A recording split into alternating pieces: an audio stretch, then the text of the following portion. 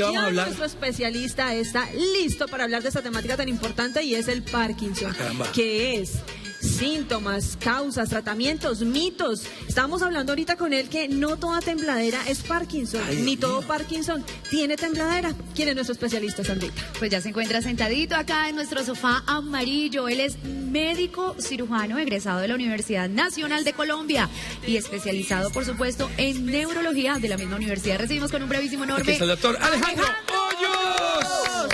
Bienvenido, mi doc. ¿Cómo me le va? Hola, buenos días. Bienvenido, ¿cómo está? Ay, calientico sí está. Calientico, está bien abrigadito.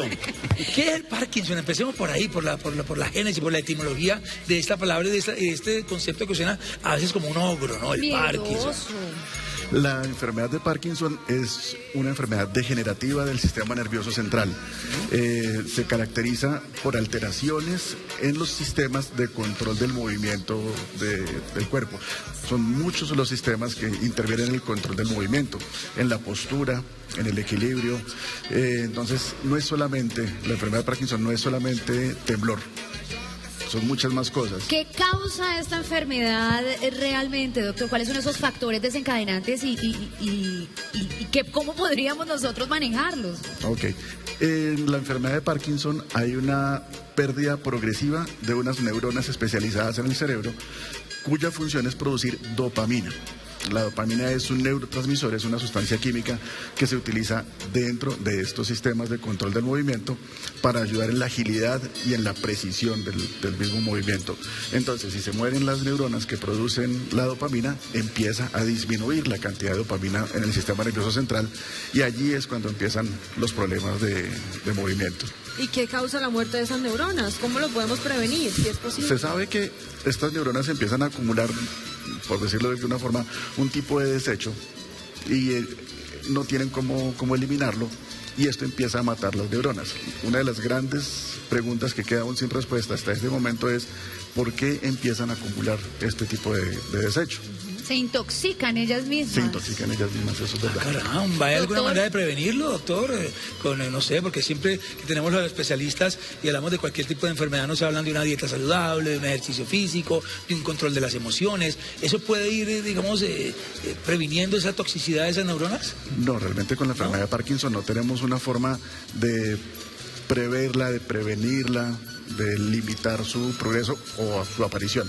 No existe realmente. ¿Puede una persona joven presentar Parkinson Sí. o empezar con sintomatología? ¿Desde qué edad más o menos, doctor? Digamos, lo frecuente con la enfermedad de Parkinson en cuanto a su aparición es después de los 65 años, pero sí hay unas formas de aparición temprana y hay una forma de aparición juvenil. Por fortuna son las formas menos frecuentes de la enfermedad. ¿Qué nos hace más propensos diariamente para padecer Parkinson? Ya nos decías que es difícil detectar si un estilo de vida, de buena alimentación, pero de pronto la falta de sueño, el estar estresados, el estar nerviosos, angustiados, afecta la falta de sueño. No, ¿Afecta? realmente nada de esto se ha logrado, digamos, identificar como un factor predisponente. Y la genética, por ejemplo, yo he visto en algunas familias que el abuelo tuvo, que el bisabuelo tuvo, entonces la gente como que está alarmada también con sus hijos. Estos casos hay que revisarlos con mucho cuidado porque la enfermedad de Parkinson tampoco tiene un patrón hereditario muy claro. A diferencia de otros de los tipos de temblores, que es mucho más frecuente que la enfermedad de Parkinson, pero este no es degenerativo. ¿Cuáles son esos primeros síntomas o signos, independientemente de la edad, por los cuales tenemos que estar alerta y decir, hombre, esto no es normal, que pase esto, tengo una inestabilidad? ¿Qué símbolos y qué signos, qué síntomas, debemos estar alerta para empezar a tratarla desde etapas tempranas?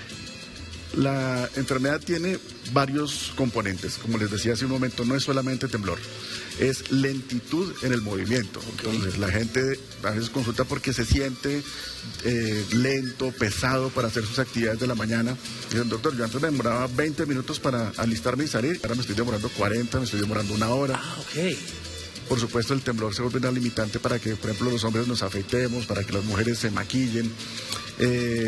Y hay una sensación de rigidez, hay una pérdida del equilibrio Ocasionalmente, y no es tan frecuente, menos del 30% de los pacientes tienen problemas de olfato que sí pueden preceder a la enfermedad de Parkinson con algunos Doctor, años. pero la mayoría de síntomas son motores, cognitivamente la persona está enterita.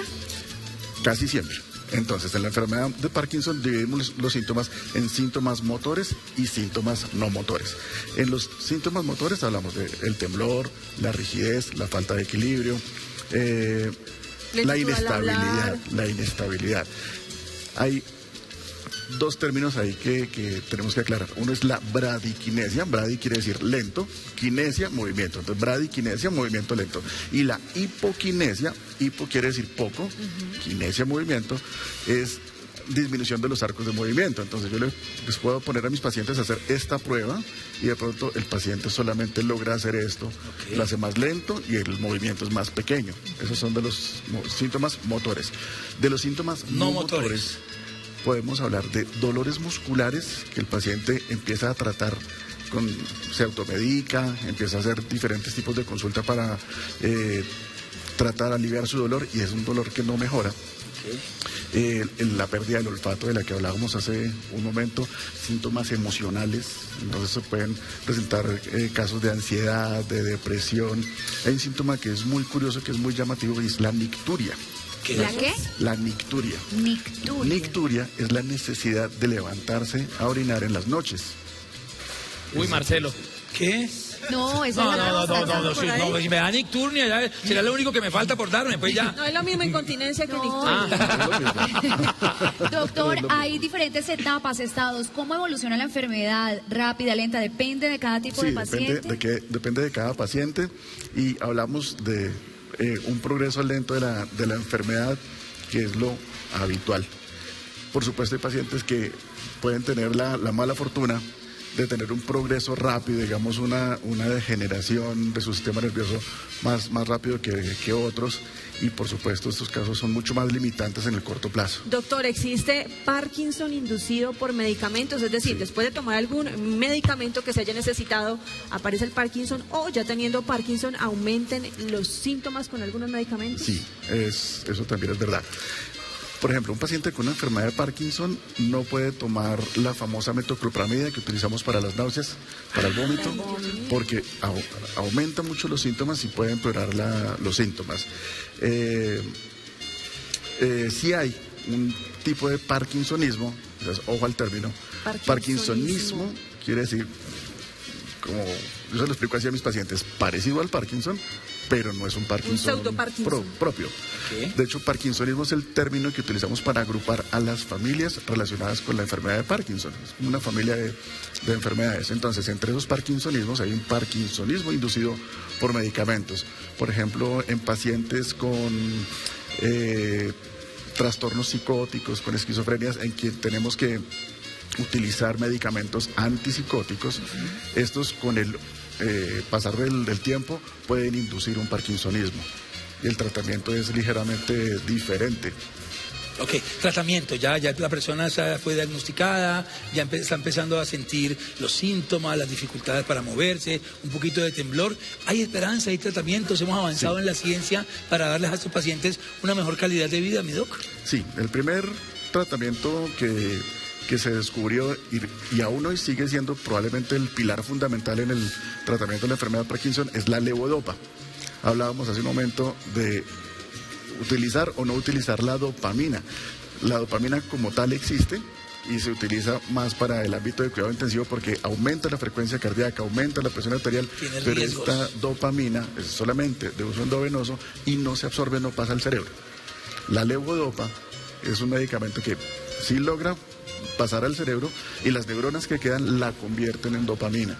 Se asimila mejor. ¿Existe cura definitiva, cirugía para esas neuronas que se han debilitado, que se han visto afectadas? No hay una cura definitiva. No hay una cura definitiva. A pesar del tratamiento, la enfermedad va a seguir progresando. Lo que hacemos con el tratamiento es que los síntomas se alivien y que el paciente tenga una mejor calidad de vida mientras la enfermedad va pasando. ¿Qué pacientes califican para cirugía y cuáles no? Es probablemente la pregunta más importante. Muchas gracias, doctor. No, me la pasé, salió así natural, ni la preparé. Yo se la pasé, doctor. Me la sopló Mónica. No todos los pacientes con enfermedad de Parkinson son unos buenos candidatos para la cirugía. Eso es una cosa que se debe tener muy, muy clara. Hay que elegir muy bien el paciente y hay algunos requisitos que el paciente debe cumplir para poder postularlo a la cirugía y que ésta tenga éxito. Entonces, se trata de un paciente que tenga una enfermedad de Parkinson donde sí ha predominado el temblor. Como decíamos hace un momento, no todo Parkinson tiene temblor y no todo lo que tiembla es Parkinson. Segundo, que es un paciente que tenga menos de 80 años. ¿Por qué? Porque pues la cirugía va a tener un efecto de más o menos unos 10 años aproximadamente. Después de eso... Regresa. Regresa no, sino que sigue progresando de una forma como que recupera su ritmo. También. Es un paciente que debe haber respondido bien a la levodopa en el pasado y que ahora ya no me responda bien a la levodopa. Esa respuesta también se va perdiendo con el tiempo.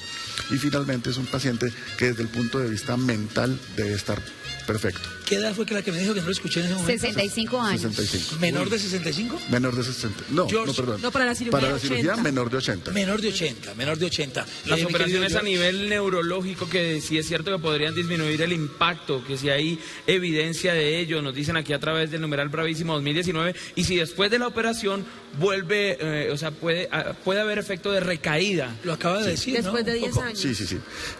Digamos que la enfermedad, para que los televidentes nos comprendan bien, podría ofrecer un efecto como de retroceder la enfermedad unos 10 años. Es como más o menos lo que yo trato de explicarle también a mis pacientes. Pero después de estos 10 años, cuando se termina el efecto probado de la cirugía, la enfermedad continúa... Sí, no, sí. progresando, sí. Muy bien. La actitud de la familia alrededor, del núcleo familiar, alrededor de un paciente con Parkinson. ¿Cómo debe ser ese acompañamiento, esa comprensión, esa empatía para que él se sienta parte de una familia y no se sienta discriminado como alguien diferente allá? Sobre todo no aislar el paciente. Porque ahora mi abuelito o mi abuelita ya no puede caminar, entonces que se quede en la casa y que no participe en las cosas de la familia. No, realmente eso no va a ayudar en nada y sí nos va a empeorar la parte emocional del paciente por el aislamiento, ¿no? Hay que acompañarlo y apoyarle en sus actividades, porque muchos de ellos necesitan, por ejemplo, ayuda para bañarse, vestirse, para alimentarse. Necesitan ser llevados a las terapias. Las terapias juegan un factor fundamental para, digamos, aliviar también la calidad de vida. Cosas como practicar bicicleta estática ayudan a preservar la marcha. Entonces, ayudarle a nuestro familiar. Y asistirlo con amor. Con amor. Con mucho Con amor paciencia y con amor. Y también hay un comediante por ahí que nos llamó la atención en algún momento en un programa muy popular que se burlaba de su propio problema y lo aprovechaba con buen sentido del humor, con esa autoburla para poder salir adelante. Mira el regalo que le tenemos a mi doc. ¿Qué?